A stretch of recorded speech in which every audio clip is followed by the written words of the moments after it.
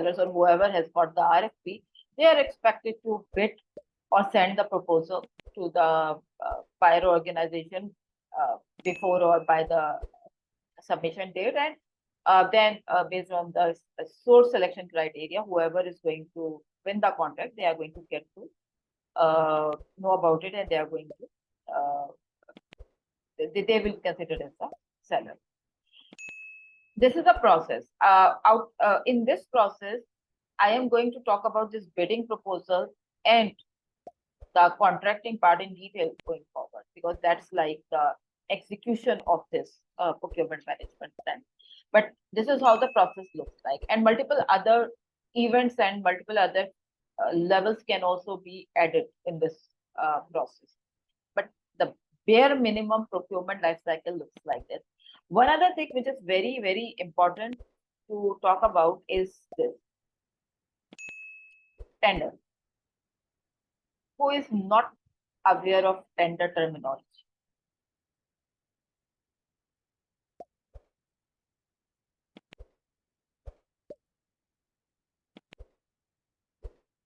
So, Usman, you are saying before RFP, usually we use IFB, invitation for bid. Invitation for bid is not the same thing as request for proposal. I think it's the same thing. Invitation for bid is also the proposal, right? The bid and the proposal is different contextually, in a way that bid is more quotation based, and proposal is like more on the on the technical side, on the scope side. So invitation for bid, I think, is the same thing as RFP. Please correct me if I'm wrong. Okay, Farhan is asking that asking for either or both RFQ and RFP depends on the project size. Yes. RFQ, yes. If it is like a huge project or a huge procurement, then the buyers are usually very cautious about their selection. If it's a usual procurement or a usual cycle, then probably they are not really they are not that careful. So yes, it can be, but not a hard and fast thing. It can be. RFI used for new procurements or products for regular products. Yes, this I agree, Ismat.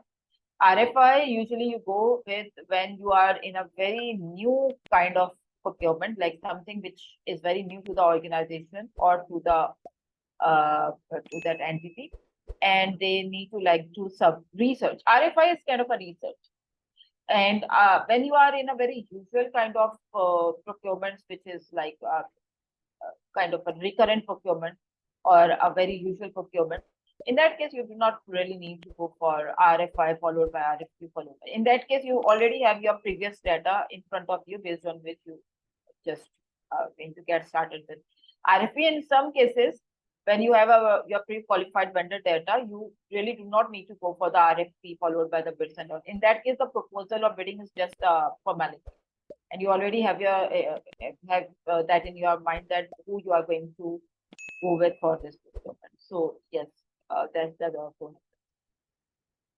Anyways, I was asking about the tender.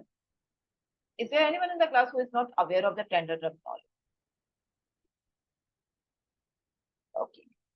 No. So who will tell me what is how the tender is taken care of when it comes to procurement side?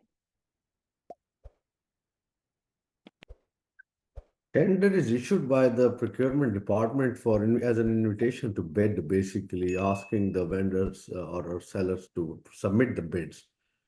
And that's also at the start where you are, I suppose, kind of at the stage of RFI, or maybe not, maybe after, like at when you're asking for RS or before RFQ, that when you are asking for quotation before, at that stage you actually invite issue a tender to the shortlisted vendors to submit you the quote, basically.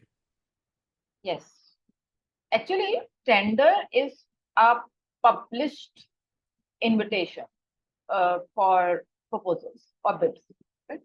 It can be published, that's correct, it can be published by the buyer's procurement department or the buyer's organization to the newspaper, to their company website, to any other professional website. Like it's a published invitation.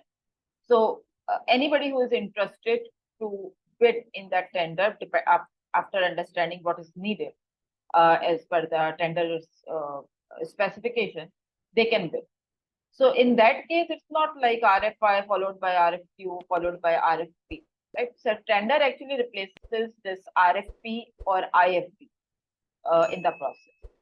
If it is tender, it's like not a selected group of sellers who are going to get this. It's like anybody who is interested, right? And tenders are like very commonly placed over email as well, right? At times, like people send the invitation or the tendering specifications to the groups, email groups, professional email groups, where everybody's invited. Whoever thinks that he or they qualifies for this tender specification, they can bid. So this is how tender and RFP is different. RFP or IFB is usually like an invitation-based, invitation-based expectation of the proposal. Tender is like anybody who thinks they can